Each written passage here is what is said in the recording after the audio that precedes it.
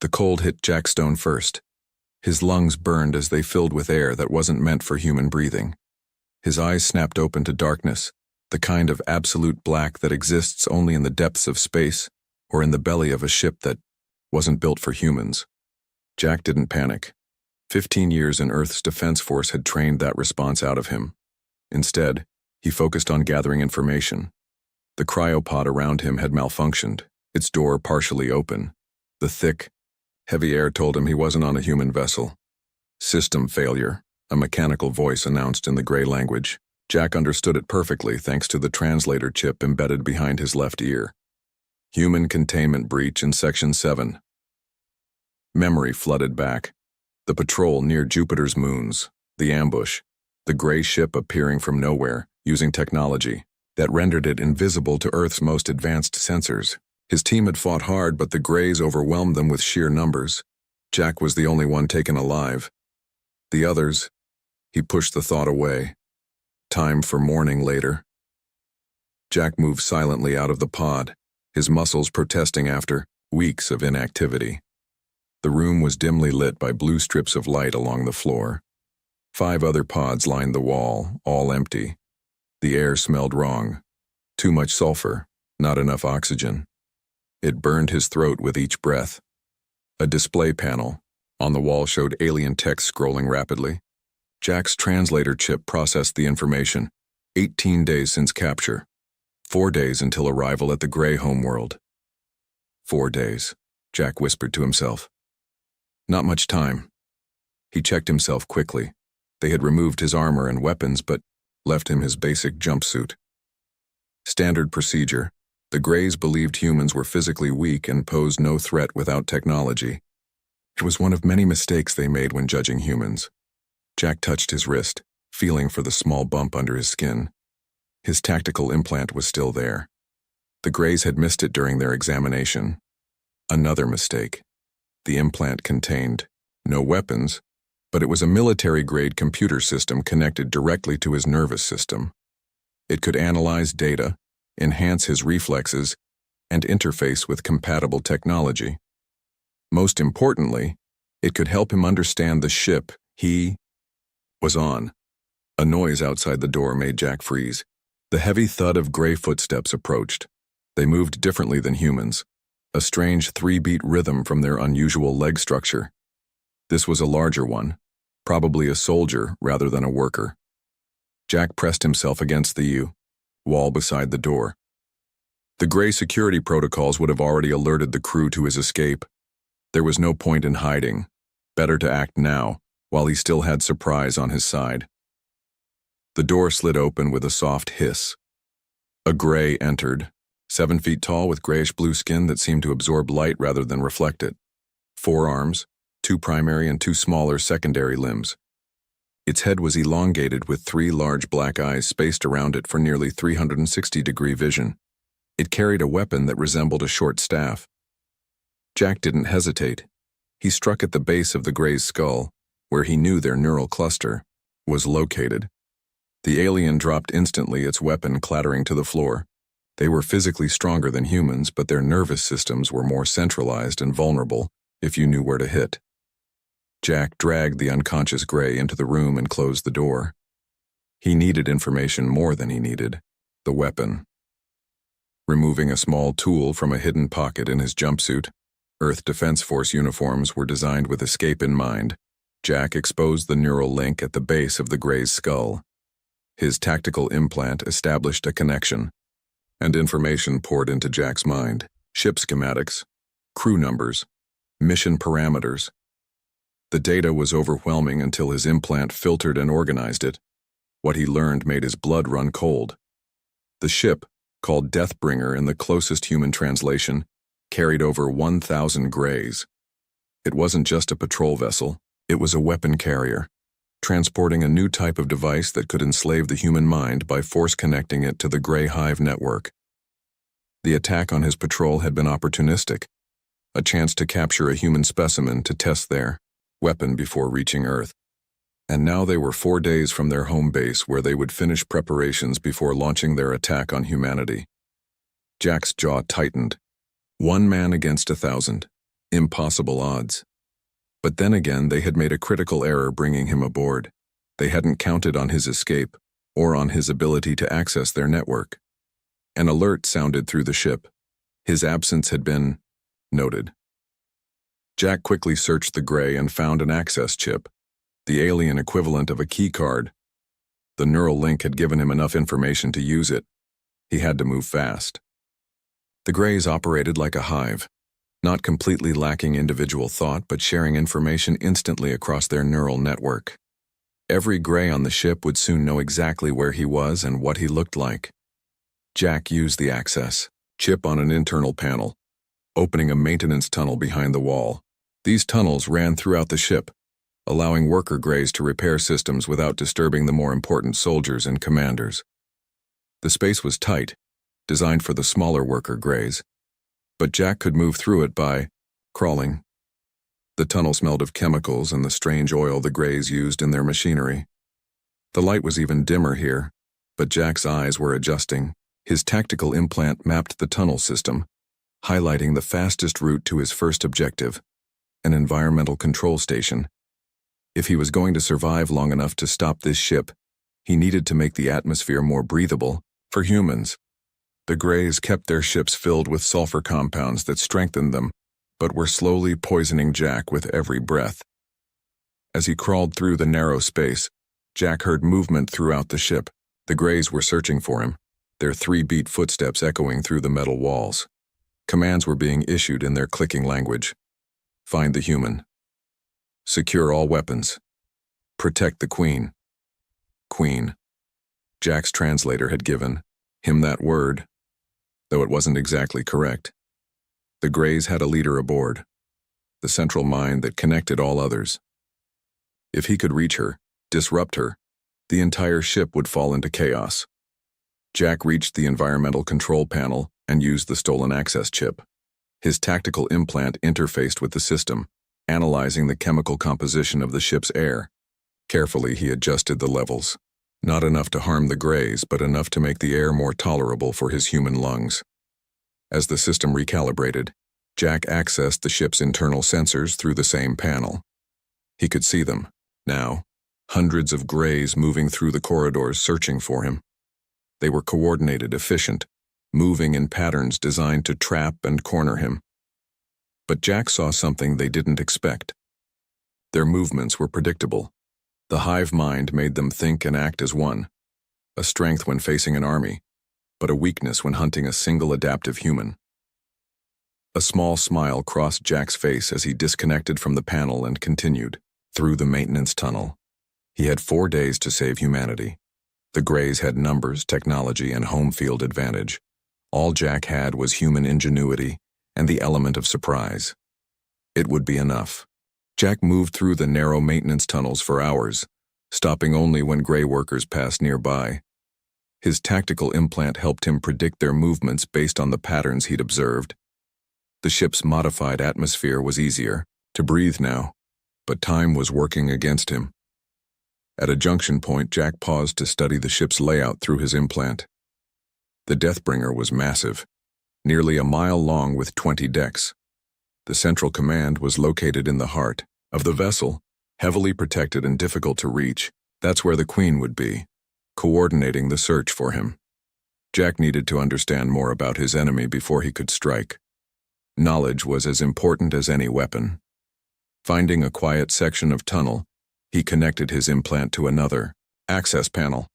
Information flowed into his mind, not just technical data, but cultural and biological information about the Greys. So that's how it works, Jack whispered, as understanding dawned. The Grey society functioned on 3 levels. At the bottom were the workers, smaller, limited intelligence controlled directly by the next level up. The soldiers. The soldiers were stronger, smarter, and capable of individual thought, but still bound to obey the final level, the royal caste. The Queen aboard wasn't just a leader. She was the central processor for the entire ship's crew, linking them together into one coordinated force. Jack's implant highlighted something unexpected in the data. The neural connection went both ways. The Queen controlled the soldiers and workers, but she also depended on them. Their senses became her senses. Their knowledge became her knowledge. And if that connection was disrupted? A noise in the tunnel ahead made Jack freeze. A worker Gray approached carrying repair tools. It was smaller than the soldier from earlier, only about 5 feet tall with a more hunched posture. Its movements were mechanical, efficient, focused entirely on its. Jack remained still. The worker's 3 eyes swept past his hiding spot without registering his presence. Its mind was so focused on its assigned task that it couldn't process anything outside that narrow focus. Another weakness, Jack realized.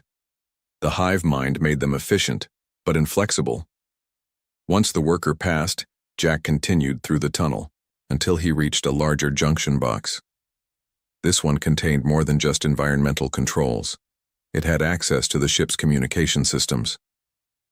Jack carefully connected his implant. If he could tap into their communications, he could listen to the Queen's commands without being detected. Sector 5 clear, came a soldier's report through the system. Continuing search pattern beta in Sector 6. The human cannot hide forever, the Queen's voice responded. It was deeper, resonating with authority. Its physiology is inferior. It requires more oxygen than our atmosphere provides. It will weaken soon. Jack smiled grimly. They still didn't know he'd adjusted the air mixture. What of the weapon? Another voice asked. Preparations continue, the Queen replied. We need the human for final calibration, but the device will function regardless. When we reach the homeworld, the Council will send the fleet. Earth's defenses cannot stand against 1,000 ships like ours. Jack's blood ran cold. Not just one ship, 1,000. If the Deathbringer reached the gray homeworld with its weapon intact, humanity would face extinction. The humans' capture was fortunate, the Queen continued. It wears the insignia of their defense force. Its neural patterns will help us refine the weapon to work more efficiently on their military first. Commander Taylor's information was accurate. Jack froze. Commander Taylor? His own superior officer? At Jupiter Station? A Gray spy or a human traitor? Either way, it explained how the Grays had known exactly where to find his patrol. Jack disconnected from the communication system, his mind racing. The Grays now had information about Earth's defenses from a high-ranking officer. The situation was worse than he'd thought. He needed to see this weapon for himself. According to the ship schematics in his implant, it was being kept in a laboratory 2 decks below his current position. Moving carefully through the tunnels, Jack worked his way downward. The maintenance shafts became tighter, clearly designed for the smallest workers. Jack's muscles protested as he squeezed through narrow openings, careful not to make any noise that might alert nearby Grays. Finally, he reached a ventilation grate overlooking the laboratory. Below him, a dozen Gray scientists, a specialized type of worker, moved around a large device in the center of the room. It resembled a satellite dish, but instead of a dish, it had a crystal-like structure that pulsed with purple energy. Jack's implant analyzed the device, comparing it to known technologies. The results were troubling. The weapon operated on principles similar to the Gray neural network, but amplified to an enormous degree. It could theoretically override human thought patterns, replacing them with commands from Gray controllers. Mind, control on a planetary scale.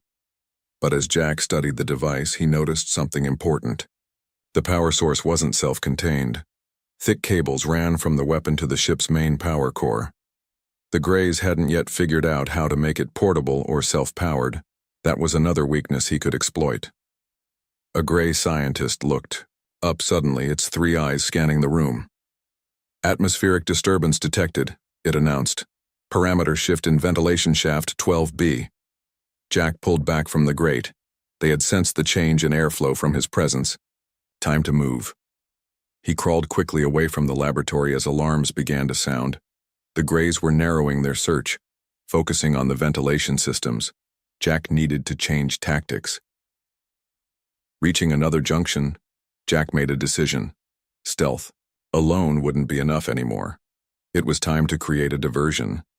His implant showed him the location of the ship's secondary engine control room, less guarded than the main engineering section but still important. If he could disable it, the resulting chaos might give him the opening he needed. Jack made his way to a vertical shaft and began climbing down, using maintenance rungs designed for worker greys.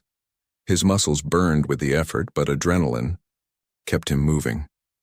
Below, he could hear the increasing activity as more soldiers joined the search.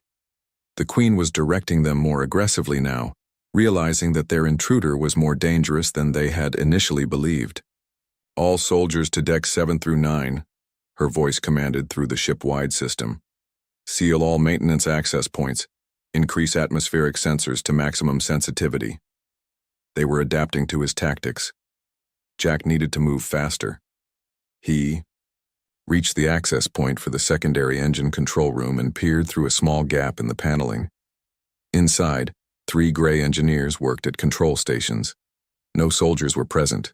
They had all been deployed to search for him. Jack took a deep breath and prepared himself. Once he disabled the engines, there would be no more hiding. The real battle would begin. But first, he needed a weapon. His eyes fell on a tool rack near the entrance. Among the alien devices was something he recognized, a cutting tool similar to a plasma torch. It would do. Jack closed his eyes briefly, centering himself. The odds were still impossibly against him. 1 human versus 1,000 greys on their own ship. But humans had faced impossible odds before and survived. He opened, his eyes focused and ready. "Time to introduce myself properly," Jack whispered, and pushed open the access panel. The 3 gray engineers never saw Jack coming. He moved with a speed that their hive mind thinking couldn't process. In their world, threats came from expected places and followed patterns. A human bursting from a maintenance shaft wasn't in their programming.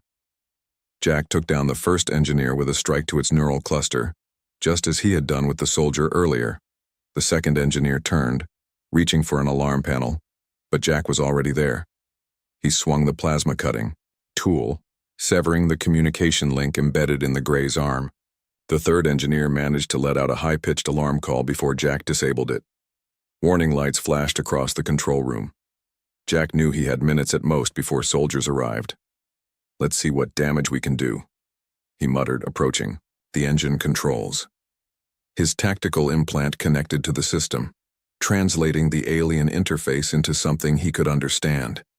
The secondary engines controlled the ship's maneuverability, not its main thrust, but its ability to change direction quickly. Disabling them wouldn't stop the Deathbringer, but it would limit its options if Earth forces encountered it. Jack's fingers moved across the control panel, initiating an emergency shutdown sequence. The system resisted, security protocols activating, to prevent unauthorized access. But Jack's implant had gathered enough data about gray technology to bypass these protections.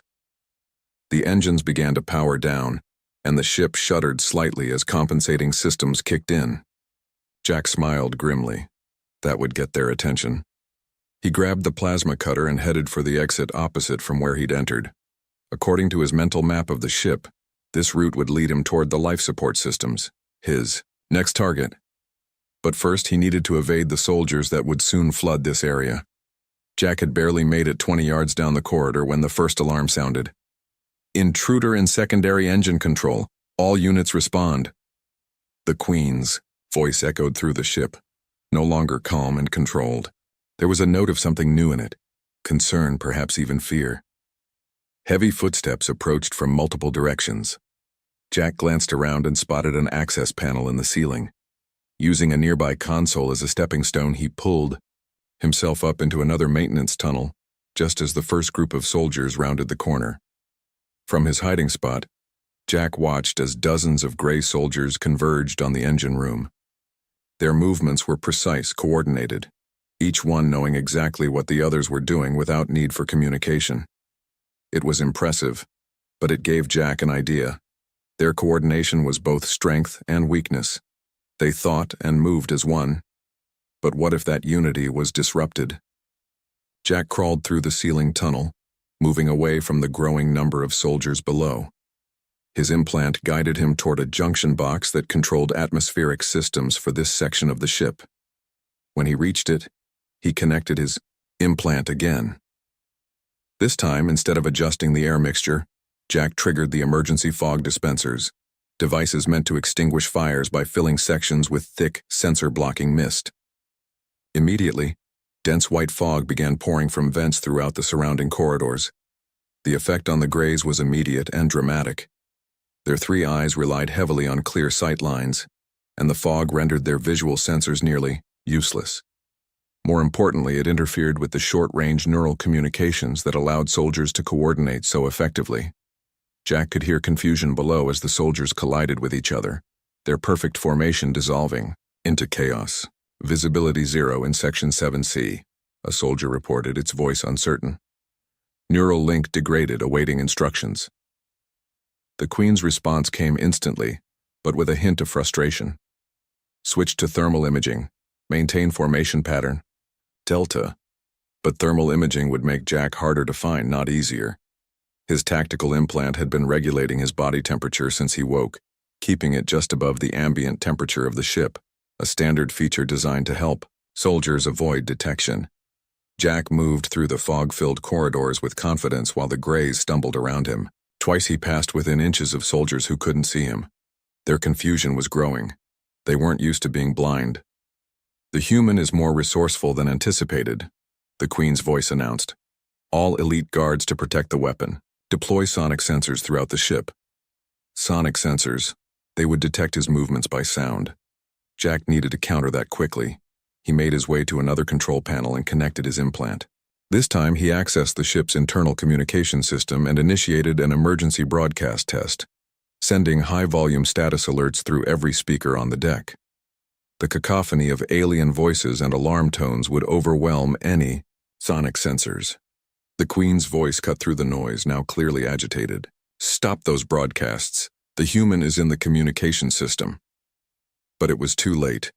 Jack had already disconnected and was on the move again, heading toward the central life support hub.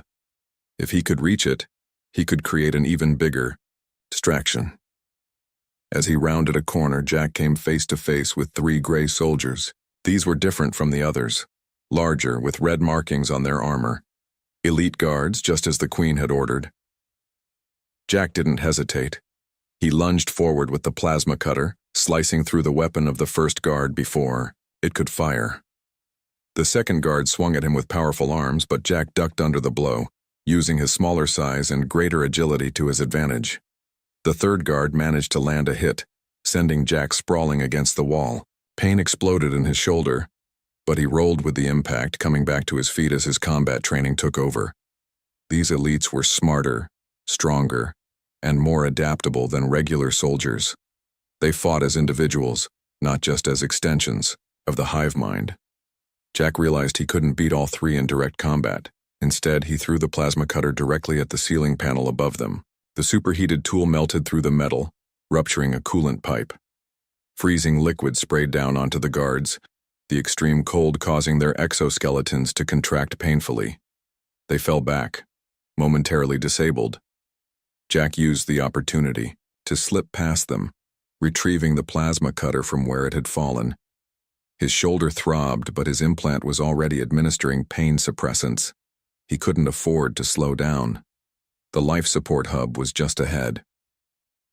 According to his mental map, it controlled all essential systems, oxygen, temperature, pressure, for the entire ship.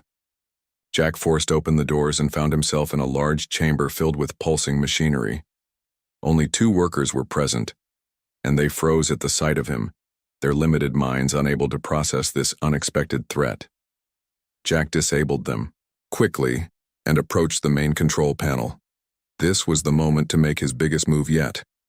The Queen and her soldiers were still searching for him, adapting to his tactics but always one step behind. Now he would force them to commit all their resources to a single area of the ship. Jack's implant connected to the life support system. He didn't want to kill the Greys, at least not all of them, but he needed to create a crisis that would draw their attention. Carefully, he programmed a series of cascading failures in the atmospheric processors for the lower decks, where the weapon was being kept. Alarms blared throughout the ship as oxygen levels began to drop in the lower sections. Jack could hear the panic in the Queen's voice as she ordered all available soldiers to secure the endangered areas. The weapon must be protected. All units to Deck 12. Ignore the human for now. Jack smiled grimly. That was exactly what he wanted. For them to ignore him, because now he had a clear path to his true target. The command center where the Queen coordinated everything. Through the chaos he had created, Jack slipped away from the life support hub, making his way toward the heart of the ship. The Greys had never encountered a threat like him before, a single human turning their own ship against them. They were learning, adapting, but too slowly. Jack had the initiative now, and he intended to keep it. The corridor to the upper decks was eerily empty.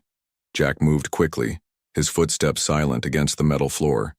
His diversion had worked better than expected. The Greys had committed most of their forces to protect the weapon and repair the life support systems, leaving the path to the command center less guarded. But Jack knew he couldn't reach the Queen directly. Not yet. The command center would still have elite guards, and in his current condition with his injured shoulder he couldn't fight through them all. He needed a better weapon than a plasma cutter. He needed to turn the Greys' greatest strength against them. Jack paused at a junction, consulting his mental map. The weapon lab was 15 levels below, heavily guarded, but according to the ship schematics, there was a secondary research lab 2 levels down where they had been testing components of the mind control device. That's where I need to go, Jack whispered to himself. He found another maintenance shaft and climbed down carefully. His shoulder protested with each movement, but the pain suppressants from his implant kept it manageable. As he descended, Jack could hear the distant sounds of Greys rushing to contain the problems he had created. The ship's communication system continued to broadcast the Queen's increasingly urgent orders. Secure the weapon. Restore life support. In Section 12, find the human. Her voice had lost its calm authority. For perhaps the first time in her existence, the Queen was facing a situation she couldn't control. A single human was dismantling her carefully ordered ship piece by piece. Jack reached the access point for the secondary lab and peered through a ventilation grate. Inside, 2 Grey scientists worked frantically over a small version of the larger weapon he had seen earlier. This must be the prototype they had used to develop the full-scale version. Jack studied their movements, waiting for the right moment. When one scientist left the room, he struck. Dropping from the ceiling, Jack landed behind the remaining scientist and rendered it unconscious with a precise blow. The lab was filled with alien technology Jack only partially understood, but his implant helped translate the basic functions. The prototype device sat on a central table, connected to diagnostic equipment. It was smaller than the main weapon, about the size of a human helmet, but operated on the same principles. Jack approached it cautiously. According to the data his implant had gathered, this device was designed to override the human mind's natural defenses and connect it to the Grey neural network. But what if the connection could be reversed? Jack's tactical implant was specifically designed to protect against enemy mind control technologies. Earth's Defense Force had encountered similar, though less advanced weapons before. His implant contained protective algorithms that could potentially be used offensively. Let's see what happens when we reverse the signal, Jack muttered as he connected his implant to the prototype. Information flowed between them, the alien technology resisting at first, then gradually accepting Jack's modifications.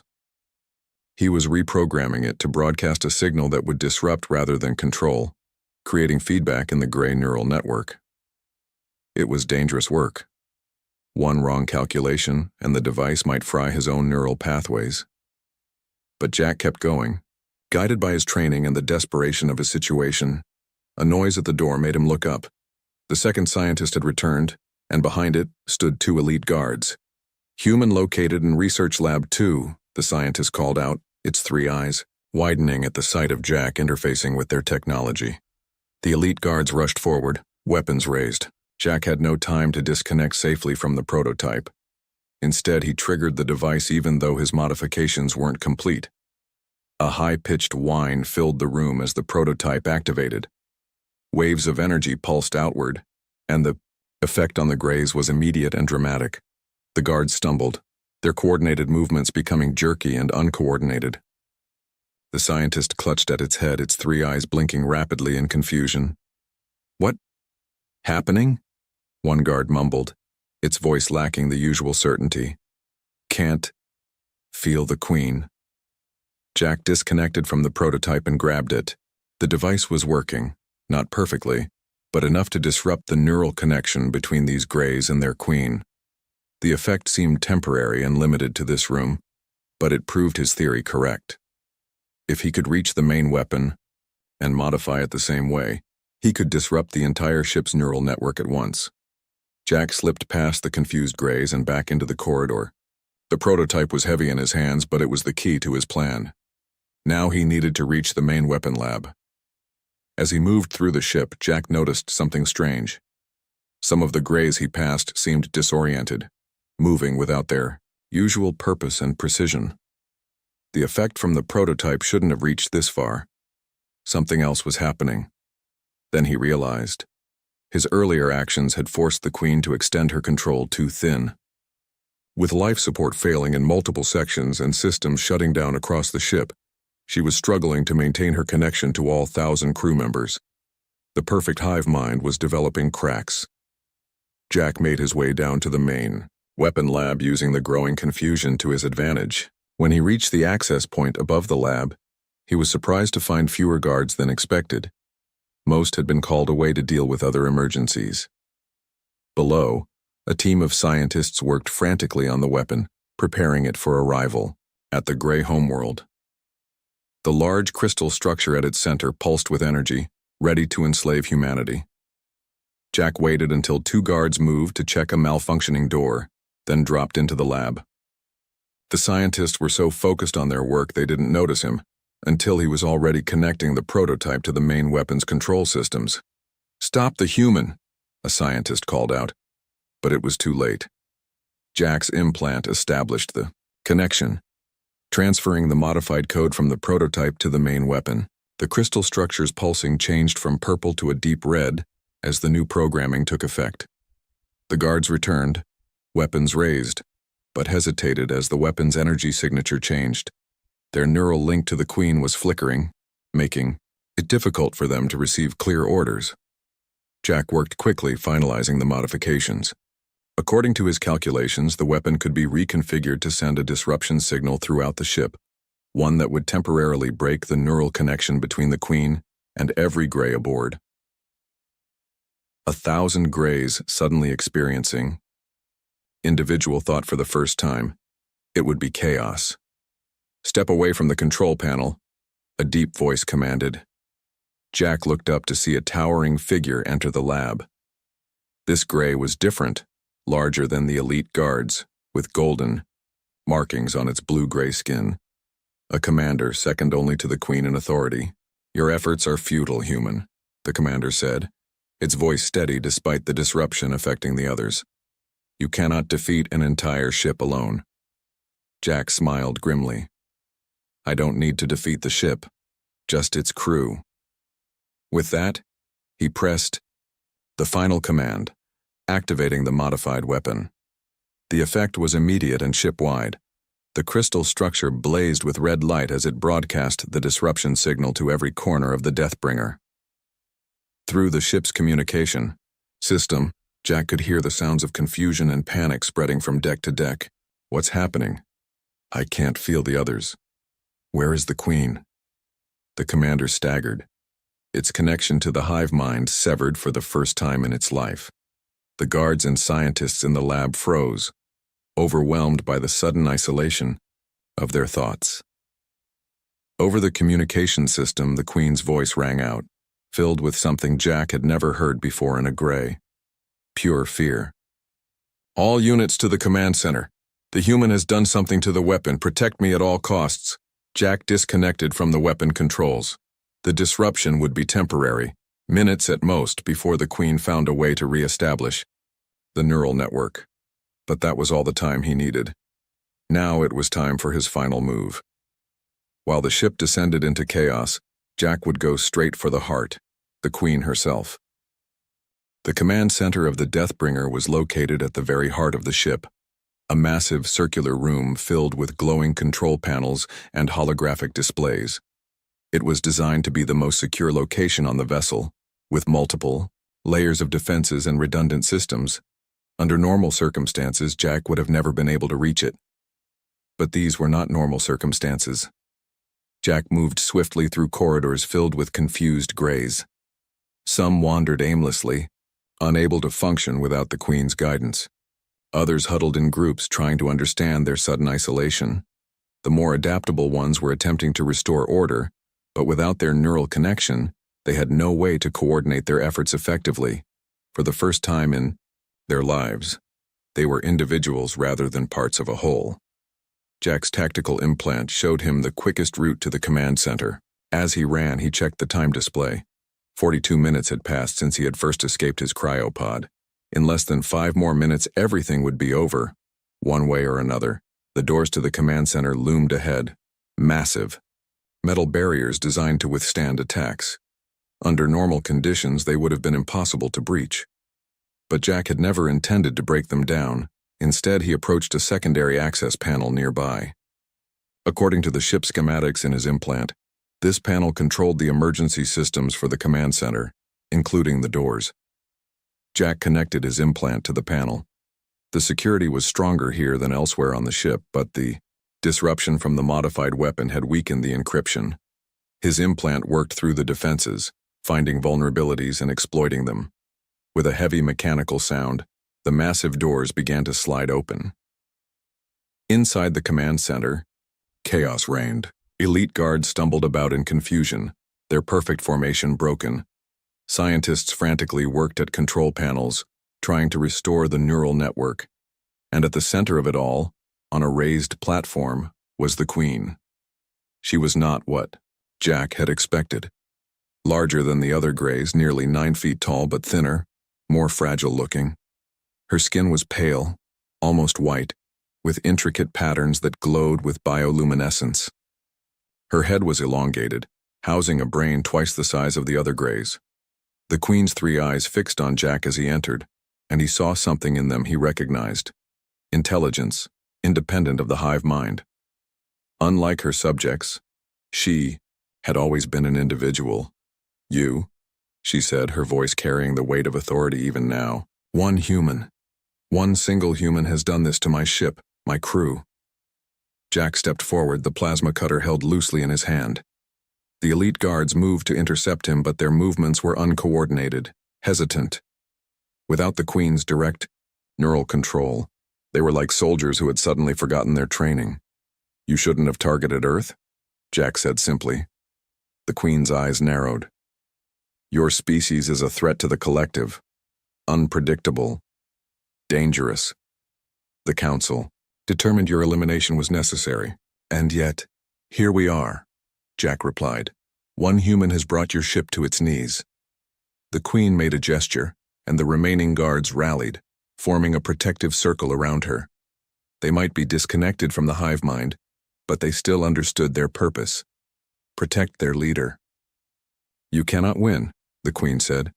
"Even if you defeat me, the collective will send more ships. Your victory here means nothing." Jack smiled slightly. "I'm not here to defeat you in battle." He moved suddenly, but not toward the Queen. Instead, he lunged toward the main navigation console. The guards expecting him to attack their Queen were caught off guard. By the time they realized his true target, Jack had already reached the console and connected his implant. The ship's navigation system opened before him, revealing their course, speed, and most importantly, the power core controls. The Deathbringer ran on quantum fusion technology, an incredibly powerful but inherently unstable energy source. Under normal operation, the core was carefully regulated by dozens of safety systems. But now, with Jack in the navigation system, those safeties could be overridden. "Stop him," the Queen commanded, but the confusion in the command center worked in Jack's favor. The guards collided with each other as they rushed toward him, their lack of coordination making them ineffective. Jack's fingers flew across the controls as his implant fed him the necessary commands. He wasn't trying to change their course or disable the engines.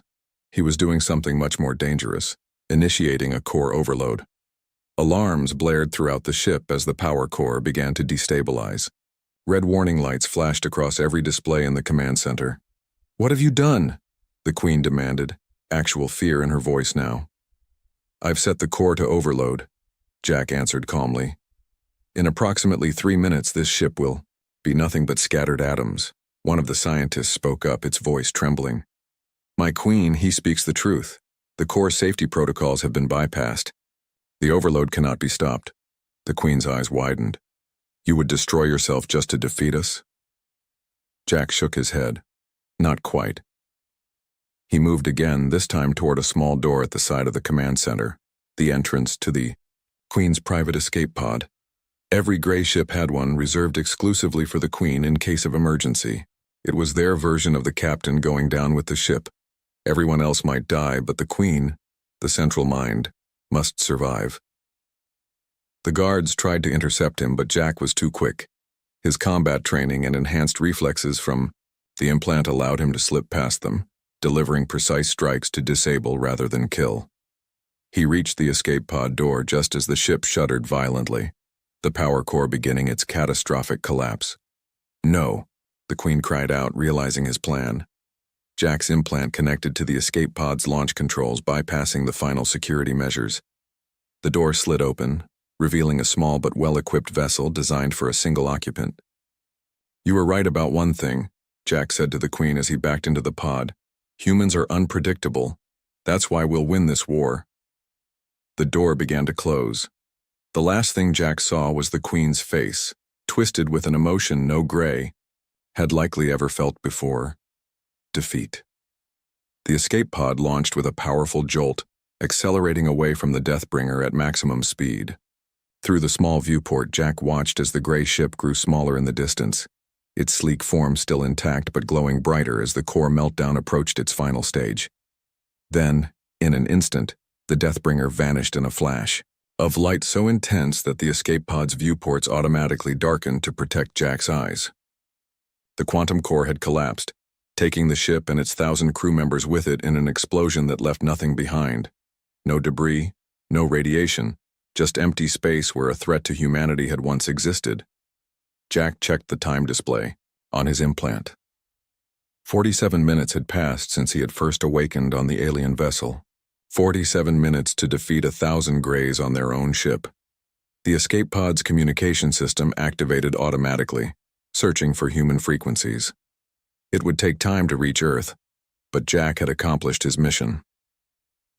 The weapon that could have enslaved humanity was destroyed, along with the ship carrying it. More importantly, he had gathered valuable intelligence about the Greys, their technology, their tactics, and most critically, their weakness. The very neural network that made them so formidable also made them vulnerable. Individual thought was their blind spot, their fatal flaw. Earth would be ready when the collective sent more ships. Jack leaned back in the escape pod's seat, finally allowing himself to feel the exhaustion and pain his body had been suppressing during the fight. His shoulder throbbed, but it was a small price to pay for what he had accomplished. A single human against 1,000 aliens on their own ship. A fight that ended in minutes. Humanity would not only survive this war, they would win it.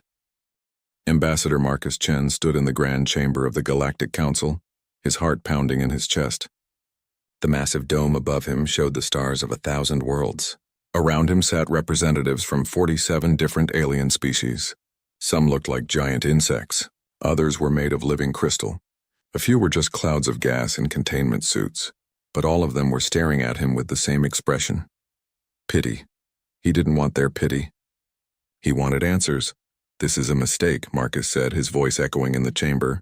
"Humanity has served the Council faithfully for 50 years. We've shared our technology. We've defended Council space from raiders. We've opened trade with dozens of species. Why are you doing this?" The Velkari Chancellor sat on the highest platform. Her species was old, so old that they claimed to have been traveling the stars when Earth was still covered in ice. She had 6 arms and skin that shimmered like oil on water. When she spoke, her voice came through a translator that made it sound like wind chimes. "Ambassador Chen, please understand. This is not personal. It is simply necessary. Necessary? Marcus felt anger rising in his throat. You're stripping us of everything we've built. Our trade routes, our colony rights, our defense networks. You're taking it all and giving it to your people for safekeeping.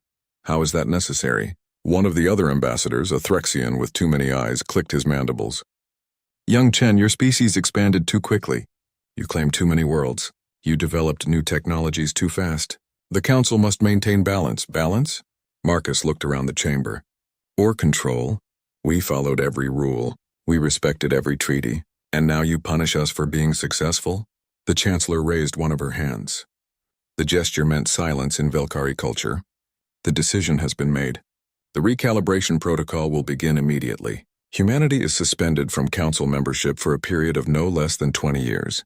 During this time, all human vessels are restricted to your core systems.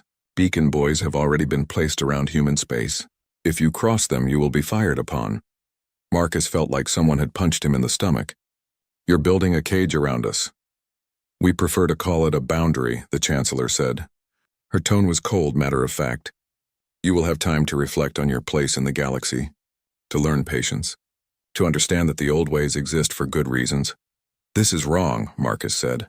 He looked at the other ambassadors, searching for support. A few looked away. Most just stared back with blank expressions. Only the Korvax matriarch, an old ally of humanity, seemed troubled. But she said nothing. The Chancellor stood. When she did, everyone else stood too. It was over. The meeting was done. Human delegation, you have 6 hours to leave Zentara Prime. I suggest you use that time wisely. Guards appeared at the doorways, not pointing weapons, not yet, but their message was clear. Get out. Marcus and his team walked through the corridors of the Council building. They had walked these halls for decades. Now they felt like the walls of a prison. Other ambassadors passed them, but no one met their eyes. No one said goodbye. In the shuttle back to their ship, Marcus sat in silence. His second-in-command, a young woman named Lisa Park, finally spoke. Sir, what do we do? Marcus looked out the window at Zentara Prime below. It was beautiful. A world of silver towers and green parks. Humanity had helped build some of those towers. Human engineers had designed the new water systems. Human doctors had cured the plague of 2321 that would have killed millions of Velkari. And this was their thanks. We go home, Marcus said quietly. We tell Earth what happened. And then, he paused. Then we see what they decide. The trip back to Earth took 3 weeks through normal space lanes. Marcus spent most of it writing his report. The words came hard. How do you tell your people that they've been betrayed by those they trusted? How do you explain that everything they worked for has been taken away? When they finally reached Earth, Marcus went straight to Geneva. The Unity Government building stood at the edge of Lake Geneva, a symbol of humanity's union after the contact wars. Inside that building, the leaders of humanity's major nations made decisions together. Now they would face their biggest challenge yet. The emergency session started at midnight.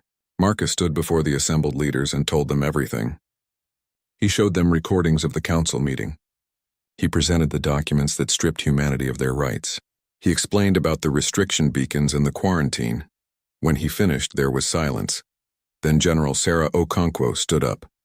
She was the head of the Earth Defense Forces, a tall woman with gray hair and scars from a dozen battles. She had fought the Krellian raiders at the Battle of Europa. She had commanded the defense of New Terra during the swarm invasion. She did not scare easily, but Marcus could see the anger in her eyes. Let me make sure I understand, Sarah said slowly. The council waited until we had invested 50 years into their system. They waited until we had moved millions of colonists to worlds they approved. They waited until we had integrated our economy with theirs. And then they pulled the rug out from under us. Yes, General. And these restriction beacons. How many? 247. They form a sphere around all of human space. Any ship that crosses the boundary gets targeted by automated defense platforms. We tested it. They don't warn you. They just fire. The Prime Minister of the European Federation, an older man named Klaus Werner, shook his head. This is insane. We'll be trapped. Our colonies in the border systems will be cut off from resources. Millions could die. That's the point, Marcus said bitterly. They want us to come crawling back, begging for mercy. They want us to accept whatever terms they offer, no matter how unfair. The hell we will, Sarah said. She looked around the room. With respect to the Council, we have options. What options? Someone asked. If we attack the beacons, they'll call it an act of war. The entire Council fleet will come down on us, Sarah smiled. It was not a nice smile. Who said anything about attacking? Mr. Ambassador, I need to show you something. All of you, actually. It's been classified until now, but I think the situation has changed.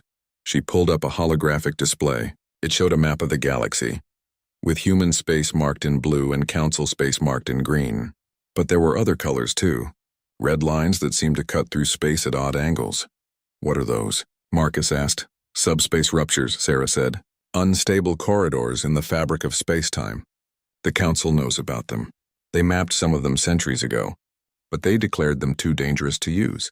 Ship after ship was lost trying to navigate them, so they banned all research into the phenomenon. But we didn't stop researching, Marcus said slowly, understanding dawning. Correct. For 30 years we've been mapping these ruptures. We've been studying them. And for the last 10 years, we've been developing a drive system that can use them. We call it slip drive. Another display appeared. It showed schematics of a new type of engine. Marcus was no engineer, but even he could see it was revolutionary. How far along is this? The Prime Minister asked. We have working prototypes. We've done small-scale tests.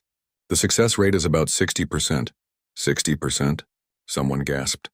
That's a 40% failure rate. Yes, Sarah said calmly. But consider what success means. These ruptures bypass normal space entirely. A journey that takes 3 weeks through normal lanes could take 3 days through a rupture. And more importantly, these ruptures exist outside Council space. They lead to regions of the galaxy the Council has never explored. Marcus looked at the map again. The red lines formed a network, and many of them led away from Council space entirely, out into the dark areas marked as unexplored. You want us to leave, Marcus said. I want us to have a choice, Sarah replied. The Council expects us to stay here and suffocate. They expect us to beg. Instead, I propose we disappear. We use the slip drives to reach new territories. We establish colonies beyond Council reach. We build our own empire free from their control. It's incredibly risky, the Prime Minister said. So is staying here and hoping the Council changes its mind, Sarah shot back. At least my way, we control our own destiny. The debate went on for hours. Some argued for caution. Others wanted to petition the Council for mercy. But Marcus could see the tide turning. Sarah had given them hope. She had given them a plan. Finally, just before dawn, the vote was called.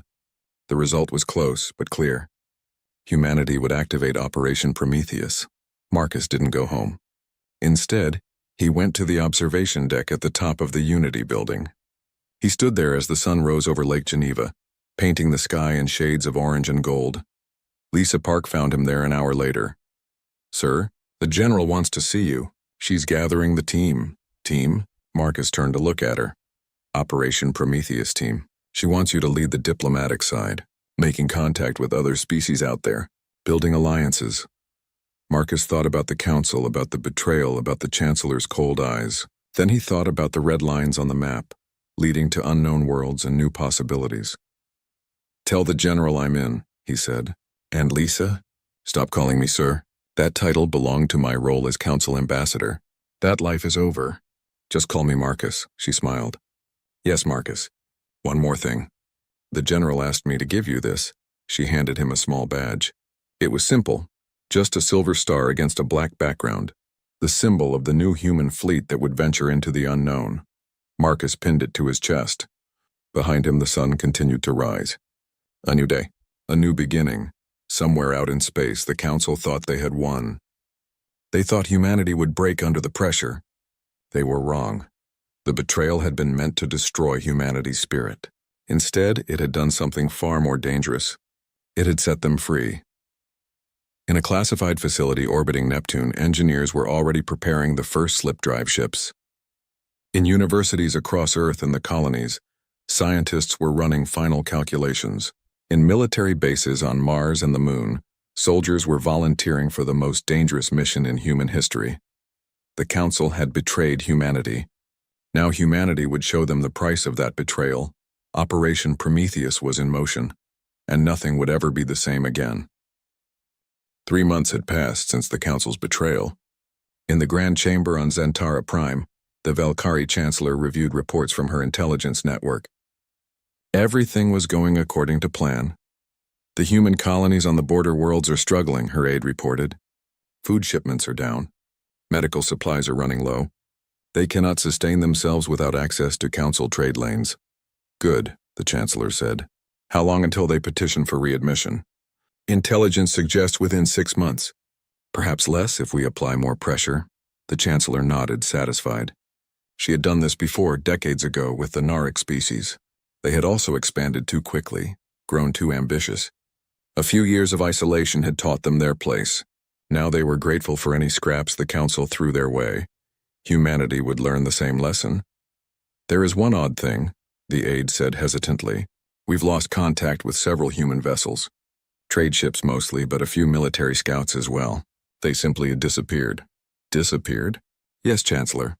They were tracked entering human space. Then all signals stopped. No distress calls. No debris, nothing. The Chancellor waved a dismissive hand. Probably a malfunction in their tracking systems. You know how unstable human technology can be. Focus on the important matters. When the humans come begging, I want our terms ready. But the disappearances continued. Over the next month, 47 human ships vanished from the Council's tracking systems.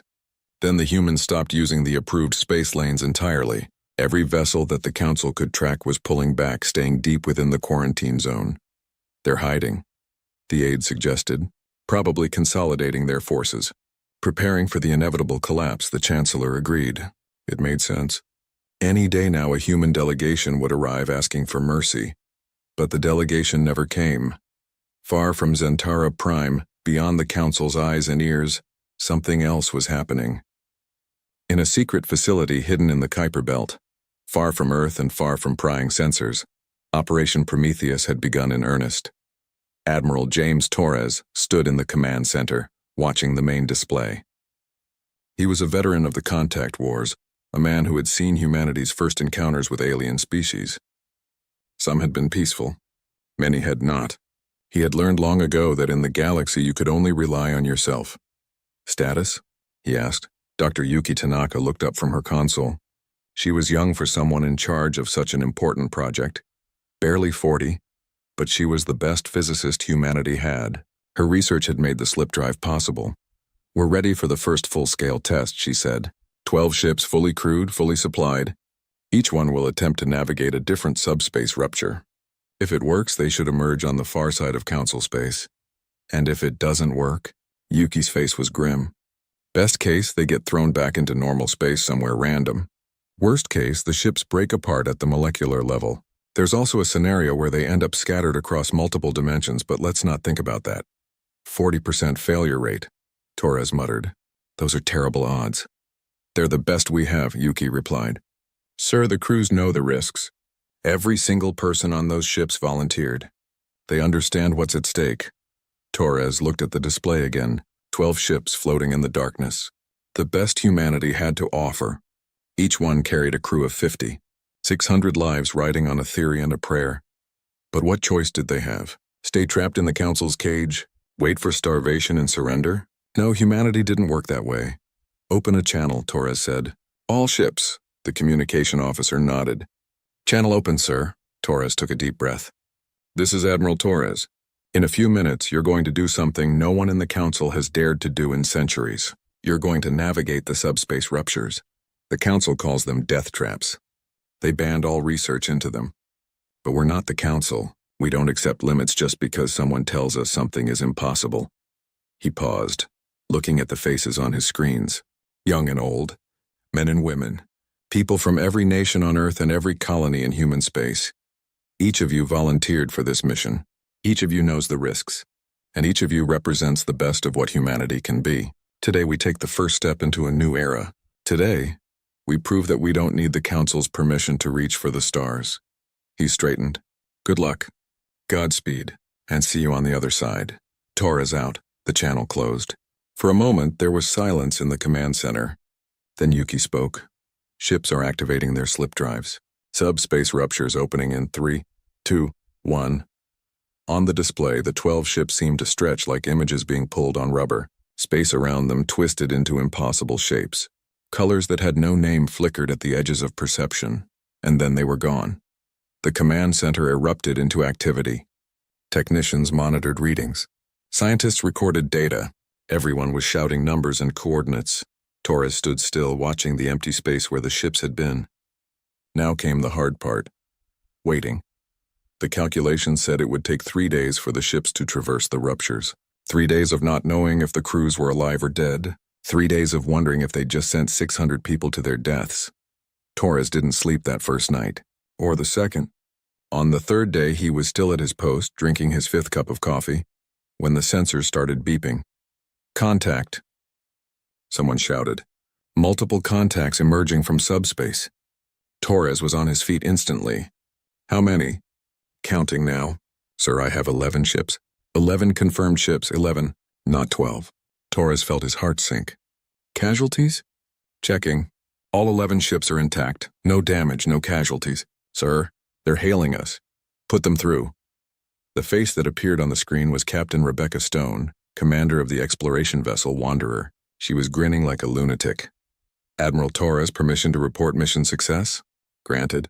Tell me everything, sir, it works. It actually works. The slip drive navigated the rupture perfectly. We traveled over 7,000 light-years in 3 days. That would take months through normal space lanes. We emerged in a region completely outside Council territory. And, Admiral, her grin got wider. You need to see what we found. What about the 12th ship? Torres asked. Stone's smile faded. The horizon, sir. They made the jump with us, but something went wrong. We detected a massive energy spike. Then they were just gone. No wreckage. No signals. The rupture must have destabilized. Torres closed his eyes. 50 people. 50 good people who had volunteered, who had believed in the mission. We'll honor them, he said quietly. Now show me what you found. Stone's image was replaced by sensor data. Torres leaned forward, not quite believing what he was seeing. Planets, dozens of them. Habitable worlds with water and oxygen and vegetation. And not just natural planets. There were structures, too. Massive orbital stations. Cities on the surface. Technology. But no life signs. No heat signatures, nothing. Ghost worlds, Stone said, her voice full of awe. Someone built all of this and then just left. The technology is old, Admiral. Millions of years old. But some of it still works. We found one of their data cores and managed to interface with it. They called themselves the Architects. The Architects, Torres repeated. He'd heard legends about ancient races that came before the Council. Every spacefaring species had stories about the precursors, the ones who built the hyperspace lanes and left behind ruins on 1,000 worlds. But most scientists thought they were myths. There's more, Stone said. We're not the only ones out here. We detected another ship, not human design. When we hailed them, they responded. They call themselves the Creche.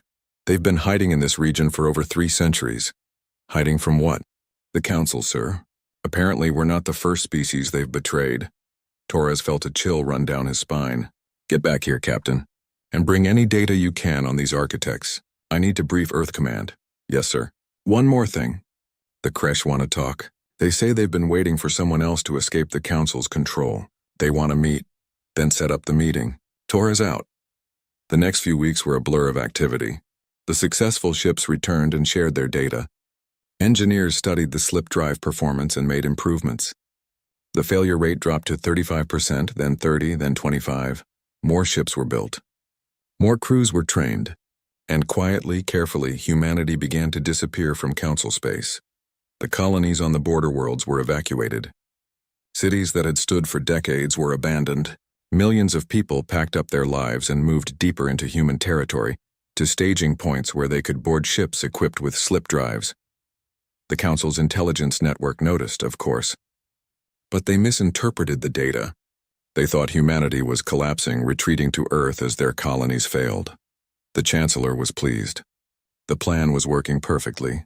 But Marcus Chen, now working as humanity's chief diplomat for Operation Prometheus, was meeting with the Creche leadership on a barren moon, halfway between human space and the Architect worlds. The Creche looked like a cross between lizards and birds, with scales that shimmered in rainbow colors and wing-like appendages on their backs. Their leader, a female named Skritak, regarded Marcus with intelligent eyes. Your species is brave, she said through a translator, or foolish. The Council does not forgive those who defy them. They already betrayed us, Marcus replied. What more can they do? More than you imagine.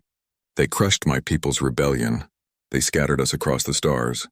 Only a few thousand of us survive, hiding in regions like this, afraid to return home. Then help us, Marcus said. Help us build something better. An alliance of free species. Strong enough that the Council can't destroy us. Skritak was quiet for a long moment. You humans are either the bravest species I've ever met or the most stupid. I haven't decided which yet. Maybe both, Marcus said with a slight smile. Maybe. Skritak's crest feathers rose, a sign of decision among her people. Very well. The Creche will ally with humanity. We will share our knowledge of the Council's tactics and weaknesses, and perhaps together we can find justice. They shook hands, a human gesture that Skritak had learned. As they did, Marcus felt something shift. This was no longer just humanity against the Council. It was becoming something larger. A coalition of the betrayed, the cast aside, the rejected, and they were growing stronger every day. Back on Zentara Prime, the Chancellor received a disturbing report. Several Council scouts had detected strange ships in the Outer Rim, far beyond the normal boundaries of explored space. The ships used technology that didn't match any known species. And when the scouts moved to investigate, the ships vanished into subspace ruptures. Impossible, the Chancellor said. No one can navigate those ruptures. The evidence suggests otherwise, her aide said nervously. And Chancellor, there's something else. The ships appear to be of human design. Human? That's ridiculous. The humans are quarantined. They can't possibly have reached the Outer Rim. But doubt was creeping in. The Chancellor ordered more scouts sent out. Over the next month, reports came back from across the galaxy. Strange human ships appearing and disappearing, always at the edge of Council space, always near subspace ruptures, always just out of reach. The humans weren't collapsing. They weren't retreating. They were leaving. The Chancellor called an emergency council session. For the first time in her long life, she felt something she hadn't experienced in centuries. Fear. We need to know what the humans are doing, she told the assembled ambassadors. Send ships to their core worlds. Demand explanations. If they've violated the recalibration protocol, there will be consequences. But the ships sent to human space found nothing. The border colonies were empty. The trade stations were abandoned. And Earth itself had gone silent, refusing all communications. Humanity had vanished into the dark, and somewhere in that darkness, in a region the Council had dismissed as worthless, humanity was building an empire. 1 year had passed since humanity disappeared from Council space. In that time, the galaxy beyond the Council's borders had been transformed. Captain Rebecca Stone stood on the bridge of the Wanderer, looking out at New Haven. A year ago, this planet had been empty, just another lifeless rock orbiting a distant star. Now it was home to 500,000 humans in Creche, working together to build something new. Cities were rising from the plains, farms covered the valleys. Orbital stations hung in the sky above, mining asteroids and refining resources. And everywhere, human and Creche engineers were studying the ruins left behind by the architects. Captain, we're receiving a transmission from Dr. Tanaka, her communications officer said. She's at the main architect facility. She says it's urgent. Put her through. Yuki's face appeared on the screen. She looked tired but excited, the way she always did when she made a breakthrough. Rebecca, I need you to come to Site Alpha immediately. We've found something. Something big, define big. Come see for yourself. Trust me, you won't believe it unless you see it.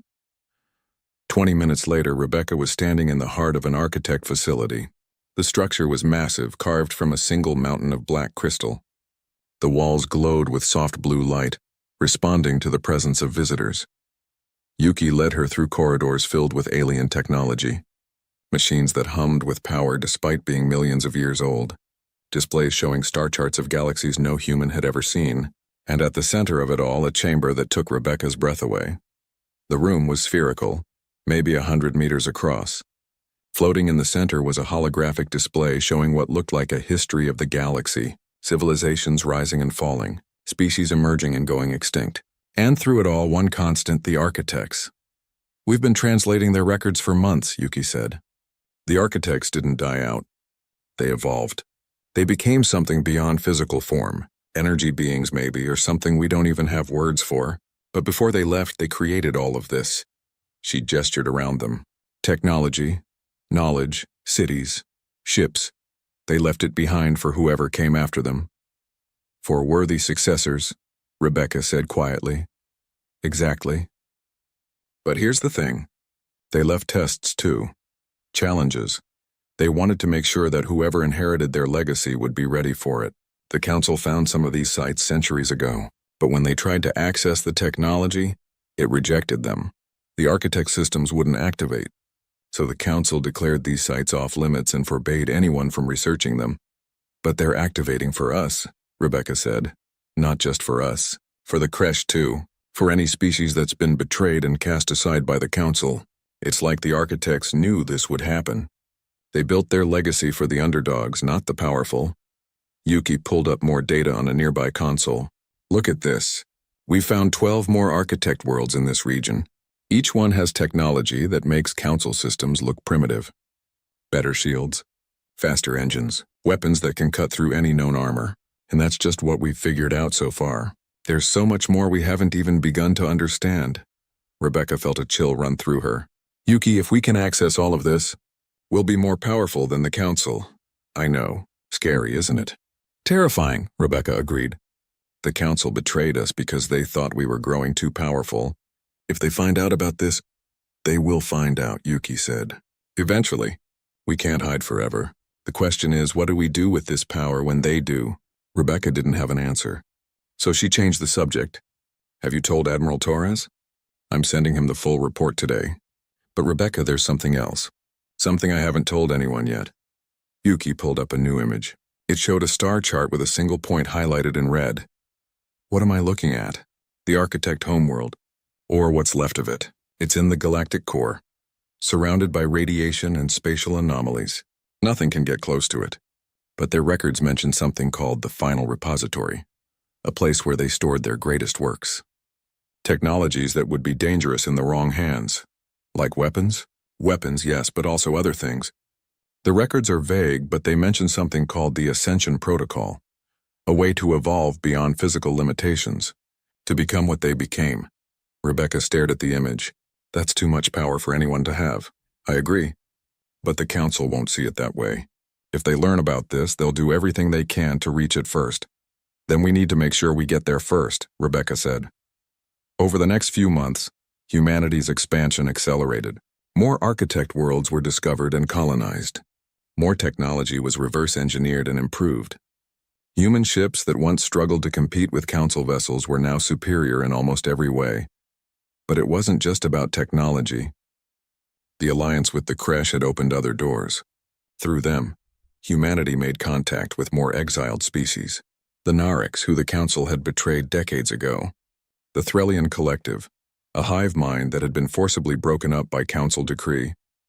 The Silicon Speakers, beings of living rock who had been enslaved to mine ore on council worlds. Each species had a story.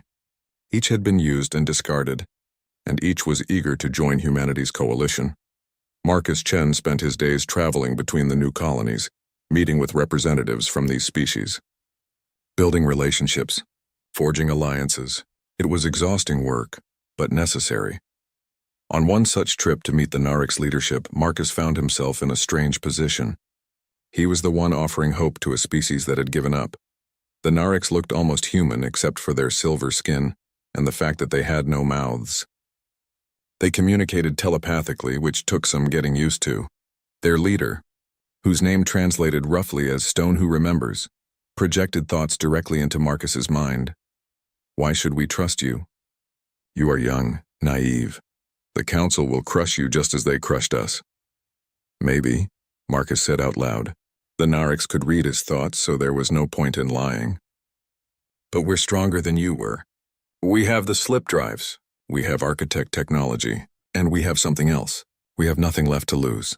That makes you dangerous, Stone Who Remembers thought. To the council and to yourselves. True, but it also makes us free. The council thinks they can control everything through fear and restrictions. They've done it for thousands of years, but they forgot something important. Sometimes the people you push down don't stay down. Sometimes they push back. Stone Who Remembers was quiet for a long time. Then, show me. Show me this architect technology. Show me that you have a real chance. Then we will decide. Marcus took the Narix delegation to the nearest architect facility. He showed them the ships humanity was building.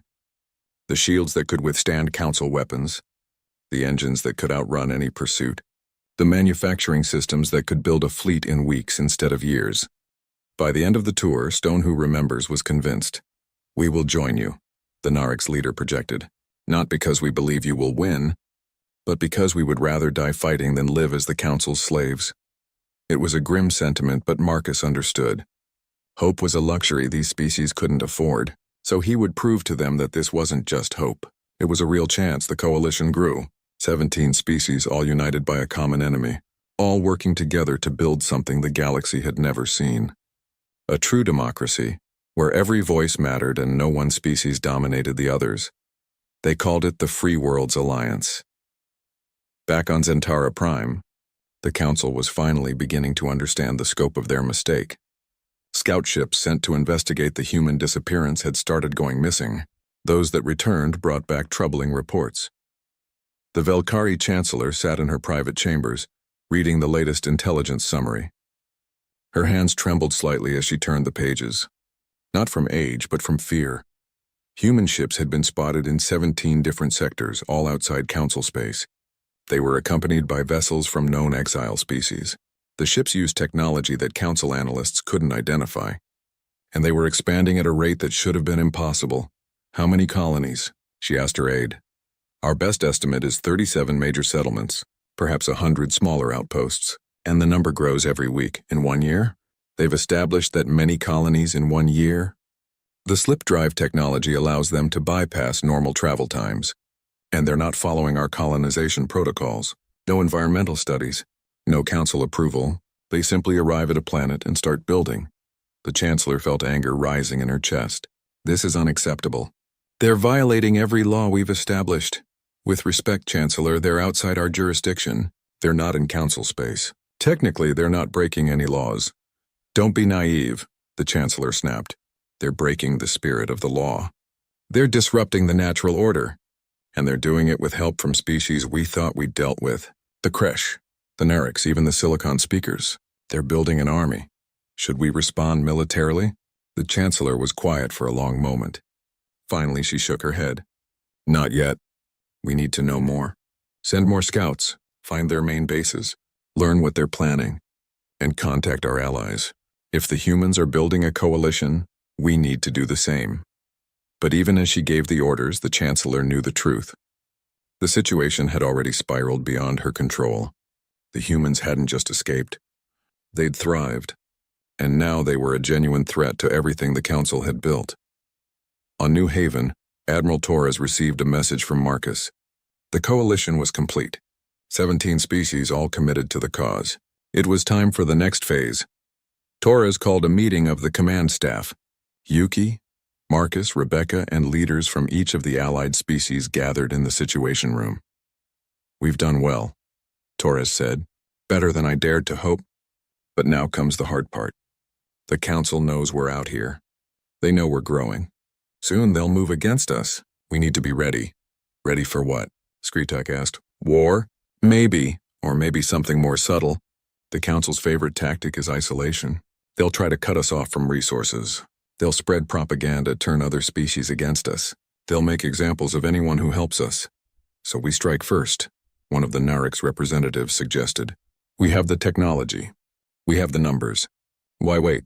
Because we're not the Council, Marcus said firmly. We don't start wars. We finish them, Torres nodded. Marcus is right, but we do need to send a message.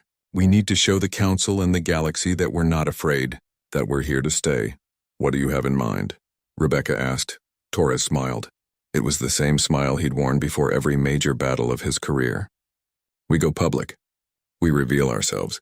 And we invite every species in the galaxy to join us, not to fight the Council, but to build something better. A true galactic community based on freedom and equality. They'll call it a declaration of war, Yuki said. Let them. We'll be making our own declaration. The Council's rules don't apply to us anymore. It's time the galaxy knew that. The room erupted in debate. Some thought it was too risky. Others argued it was necessary. But in the end, they all agreed. The time for hiding was over. In 90 days, humanity would return to Council space, not to beg for mercy, but to announce their independence, and the galaxy would never be the same. 2 years after the betrayal, a single ship appeared at the edge of Zentara Prime's sensor range. It was small, sleek, and broadcasting on all Council frequencies. The message was simple. This is the Earth Alliance ship Defiance. We request permission to approach. We have a message for the Galactic Council. The Council's defense fleet immediately scrambled. 50 warships surrounded the human vessel, weapons charged and ready. But the Defiance made no aggressive moves. It simply waited, patient and calm. On the bridge of the flagship, the fleet commander contacted the Chancellor. "What are your orders? Should we open fire?" The Chancellor stared at the image of the human ship. It was different from the vessel she remembered, sleeker, more advanced. And there was something else. Something her sensors couldn't quite identify. An energy signature that didn't match any known technology. "No," she said finally. "Let them through. But keep weapons locked on them. If they make any hostile move, destroy them instantly." "Yes, Chancellor." The Defiance glided through the fleet, completely unconcerned about the weapons pointed at it.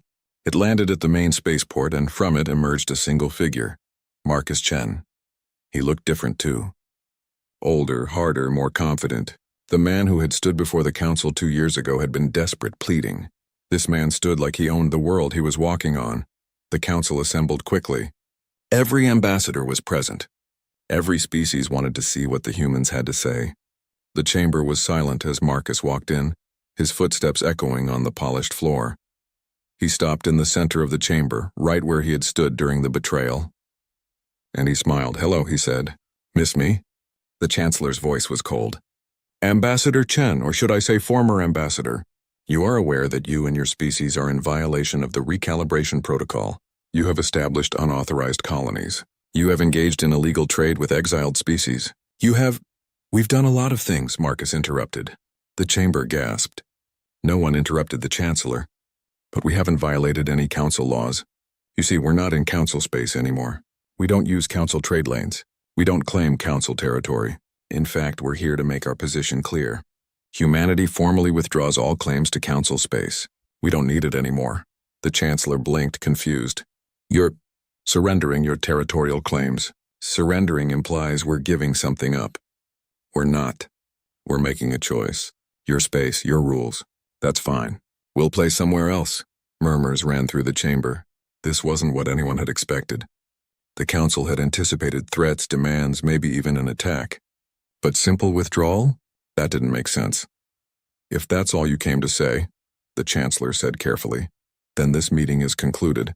You may leave." "Oh, I'm not done yet," Marcus said. His smile widened. "You see, while we were out there exploring, we learned some interesting things.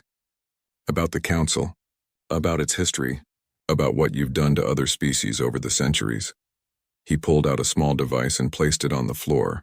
A holographic display sprang to life, filling the chamber with images, documents, communication records, orders signed by Council leadership.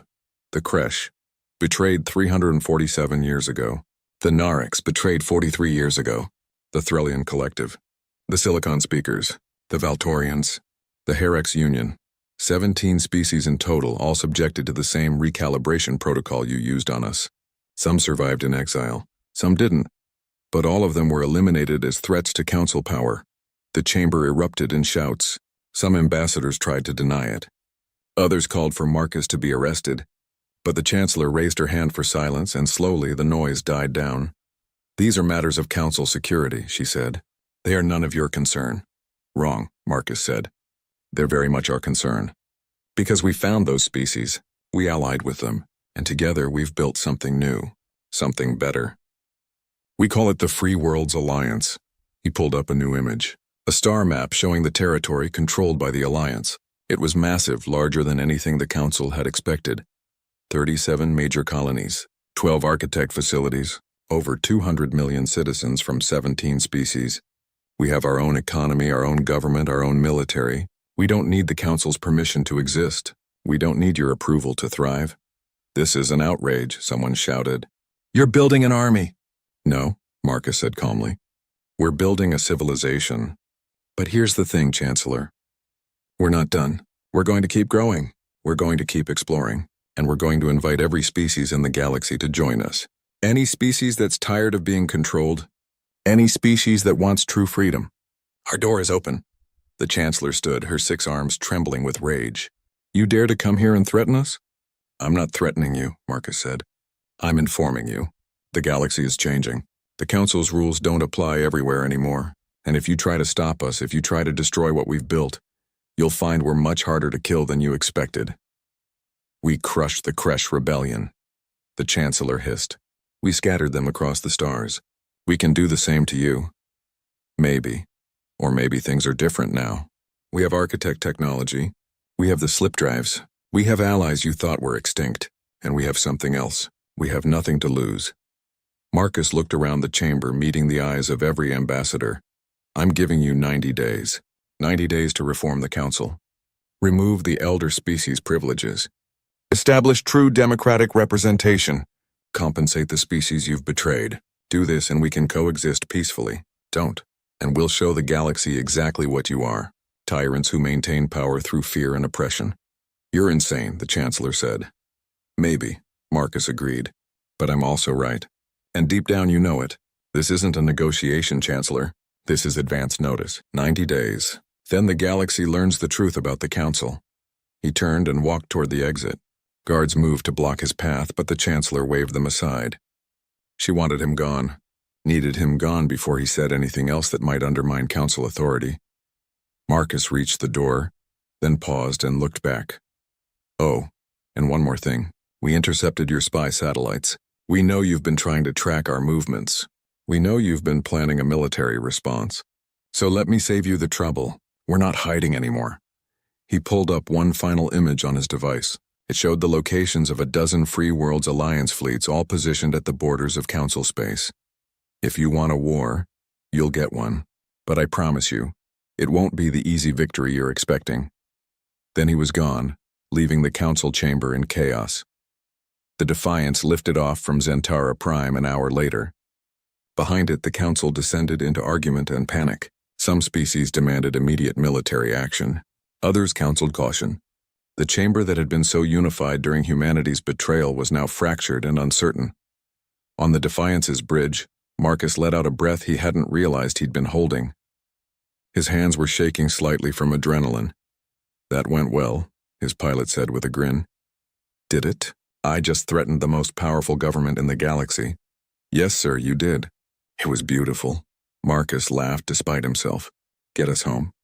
The Admiral is going to want a full report. But before they could activate the slip drive, sensors detected movement. The Council fleet was breaking formation. Several ships were moving to pursue. Should we run? The pilot asked. No, Marcus said. Let them follow. Time for them to see what we can really do. The Defiance accelerated and the Council ships gave chase. They were fast, the best the Council had. But the Defiance was faster. It danced around their weapons fire, shields easily absorbing anything that hit. And when it reached the nearest subspace rupture, it didn't slow down. It dove straight in. The Council ships tried to follow but pulled back at the last second. They couldn't navigate the ruptures.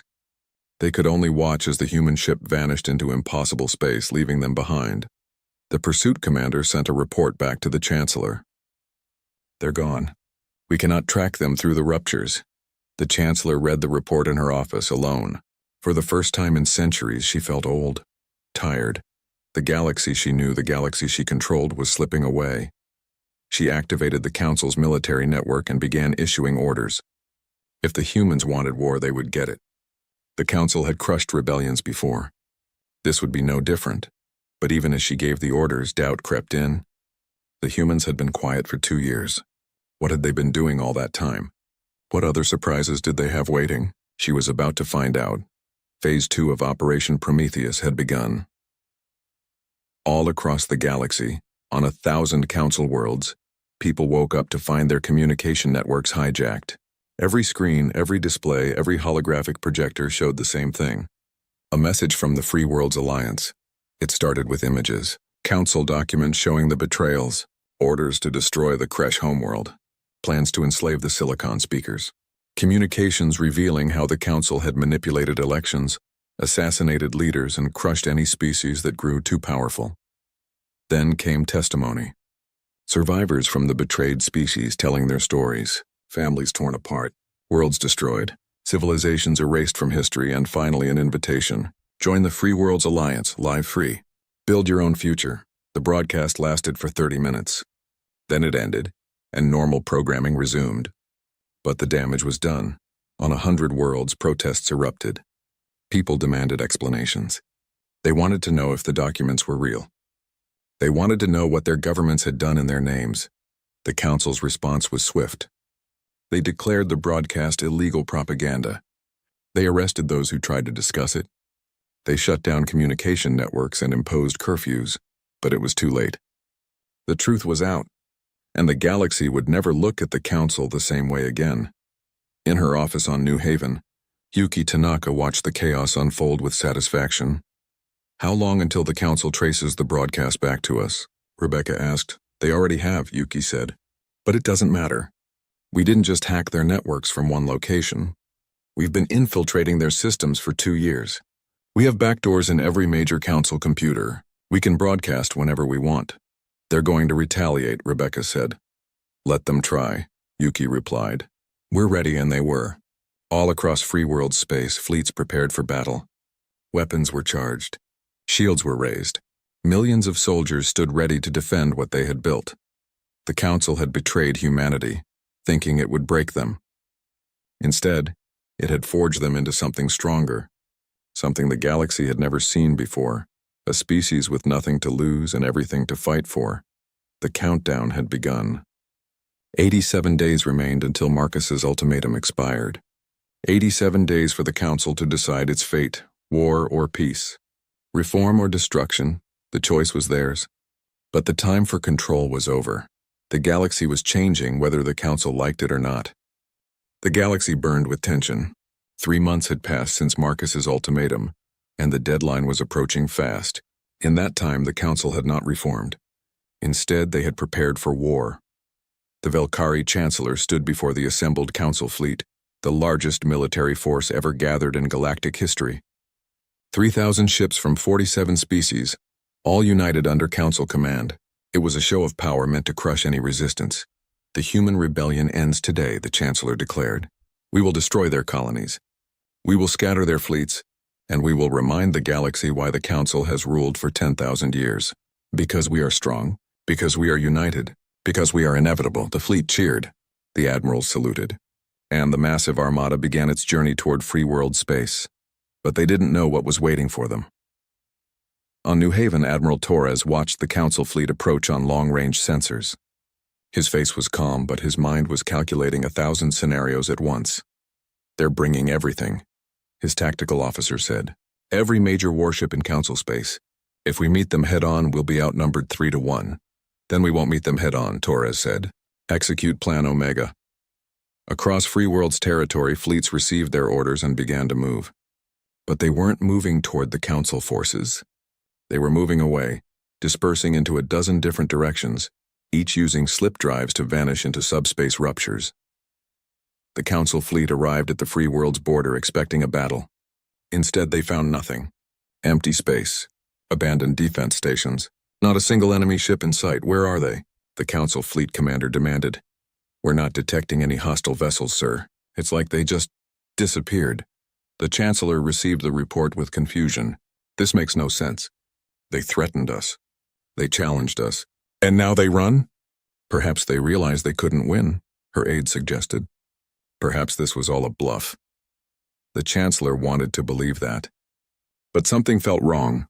The humans had been too confident, too prepared. They wouldn't just vanish without a reason. Then the reports started coming in. A Council supply depot near the border had been destroyed. Not by direct attack, but by sabotage. Someone had planted explosives weeks ago, and they had just been triggered. A major shipyard in Council space reported all its manufacturing computers had been wiped. Years of design data, gone in seconds. Communication networks across the Council began experiencing random blackouts.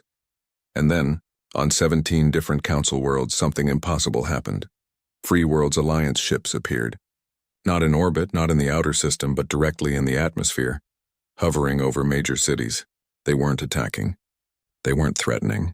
They were just there, broadcasting a message on all frequencies. The message was simple. Each ship carried representatives from species the Council had betrayed. The Kresh, the Narix, the Silicon Speakers, and others. They weren't soldiers. They were civilians, families, survivors, and they were telling their stories directly to the people below. "My name is Skritak," the Kresh leader broadcast. 347 years ago, the Council came to my world. They promised us prosperity. They promised us peace. Instead, they took our resources, enslaved our people, and when we resisted, they tried to exterminate us. The few thousand of us who survived have been hiding ever since, until humanity found us, until they gave us hope again. Similar broadcasts played on every world, stories of betrayal, stories of survival, stories that the Council had tried to bury for centuries. The populations below listened. Some believed, some didn't, but they all heard, and they all began to ask questions. Why had the Council never mentioned these species?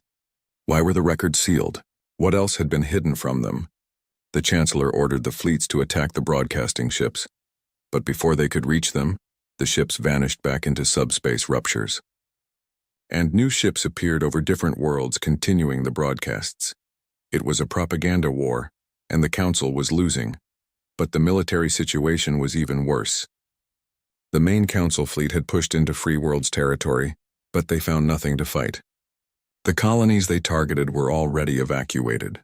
The bases they attacked were empty, and every time they tried to pursue the Free World ships, those ships would vanish into the ruptures, only to reappear somewhere else entirely. The Council forces were chasing ghosts. "This is impossible," the fleet commander raged. "We have the superior force. We should be crushing them." "We can't crush what we can't catch," his tactical officer replied. And then Captain Rebecca Stone made her move. She had been waiting near the Council homeworld of Velkar with a small strike force. While the main Council fleet was far away chasing shadows, she and her ship slipped past the defenses using Architect's stealth technology. They didn't attack the planet.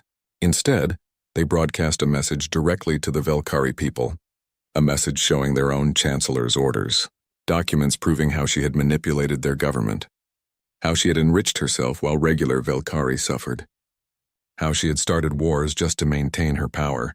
The Velkari people had always trusted their leaders, but now they saw the truth, and they were furious. Riots broke out in the capital city. The military, divided in loyalty, refused to fire on their own people, and the Chancellor's government began to collapse from within. Similar operations played out across Council space. Not invasions, but revelations.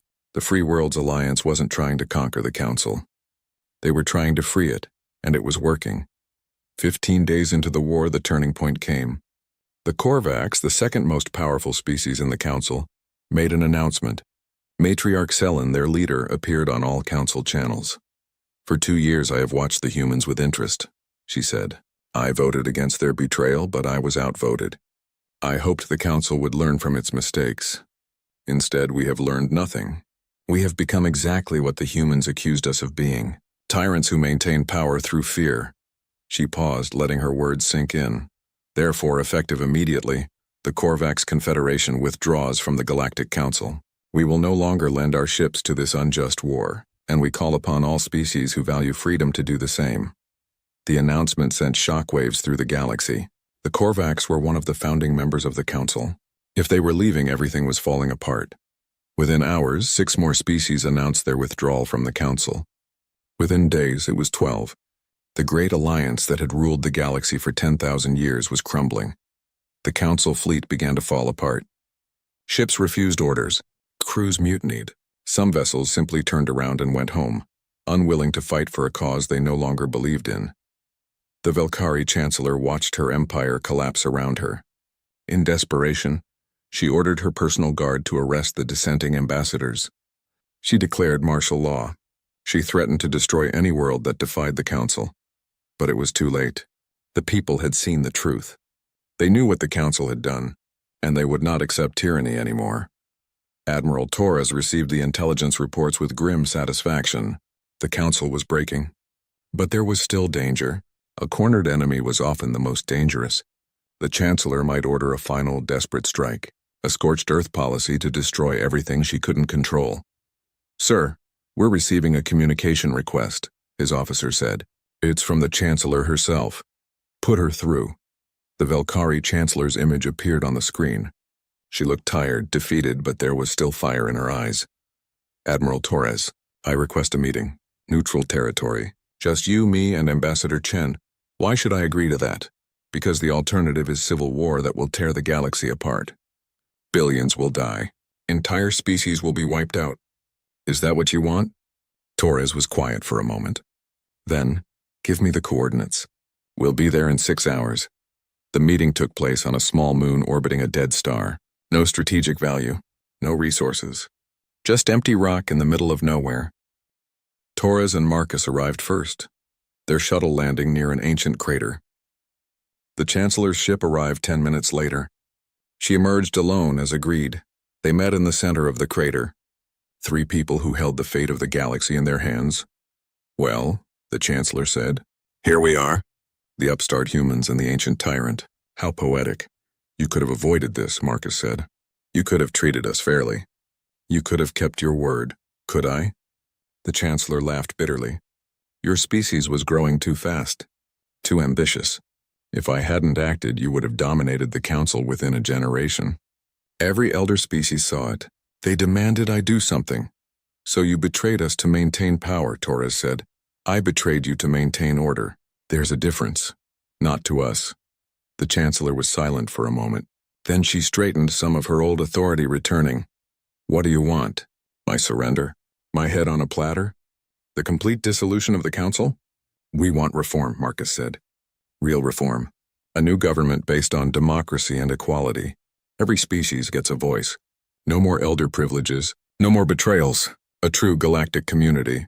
Impossible. The elder species will never agree." "They don't have a choice," Torres said. "Your fleet is in shambles. Your government is collapsing. Half the Council has already abandoned you. You're done, Chancellor. The only question is whether you go down fighting or whether you help us build something better." The Chancellor looked between them. She could see the determination in their eyes. They weren't bluffing. They would destroy the Council if necessary, but they were offering another option. Finally, she sighed. What would this new government look like? Marcus pulled up a holographic display showing the proposed structure. The Galactic Commonwealth, they were calling it. Elected representatives from every species, term limits for all leadership positions, strict checks and balances to prevent any one species from dominating, and most importantly, protections for the rights of all species, young and old. "It's idealistic," the Chancellor said. "Naive, even. You think all these species will work together peacefully?" "No," Torres said honestly. "There will be conflicts, arguments, compromises we don't like. But it will be better than what we have now, and it gives everyone a chance to build their own future." The Chancellor studied the proposal for a long time. Then she looked up at the stars above them, countless points of light in the darkness. "I've led the Council for 200 years, she said quietly. "I've seen species rise and fall. I've made decisions that saved millions and decisions that killed millions. And I've always believed I was doing what was necessary. But perhaps—" She trailed off. "Perhaps you were wrong," Marcus finished. "Perhaps." The Chancellor lowered her gaze back to them. "Very well. I will support your Commonwealth. I will convince the remaining elder species to accept these terms. But I have one condition." "What?" "I want amnesty. For myself and for the Council leadership. No trials, no punishments. We step down peacefully and you let us go." Torres and Marcus exchanged glances. It wasn't fair. The Chancellor and her allies had committed terrible crimes. They deserved to face justice. But if pressing charges meant continued war, how many more would die? "Agreed," Marcus said finally. "But you live in exile. You never hold political office again. And you spend the rest of your life working to repair the damage you caused." The Chancellor nodded slowly. "I can accept that." They shook hands, a strange moment of peace between enemies. The war was over. The Council would fall. But from its ashes, something new would rise. The transition took months. The Council formally dissolved and the Galactic Commonwealth took its place. Elections were held. Representatives were chosen. The old guard stepped down and new leaders emerged. Not everyone was happy. Some species felt the Commonwealth was too soft. Others thought it gave too much power to the humans.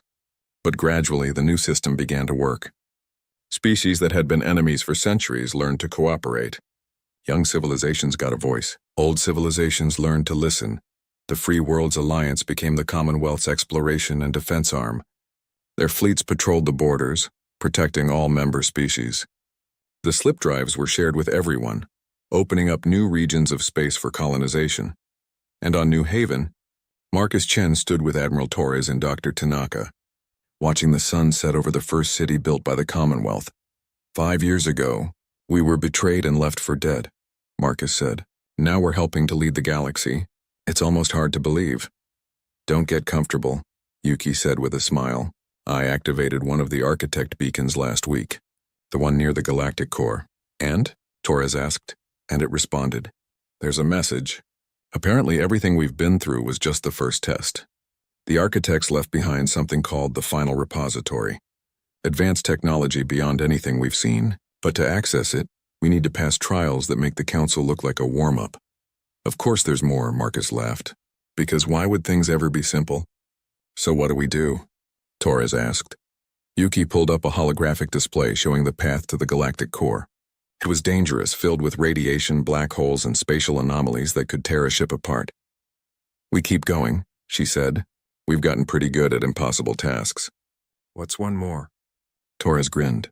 It was the same grin he'd worn before every major battle of his career. All right then. Let's see what the architects have in store for us. But this time we're not going alone. We're taking a Commonwealth fleet. Humans, Kresh, Narix, Korvax, everyone. Whatever challenges we face them together.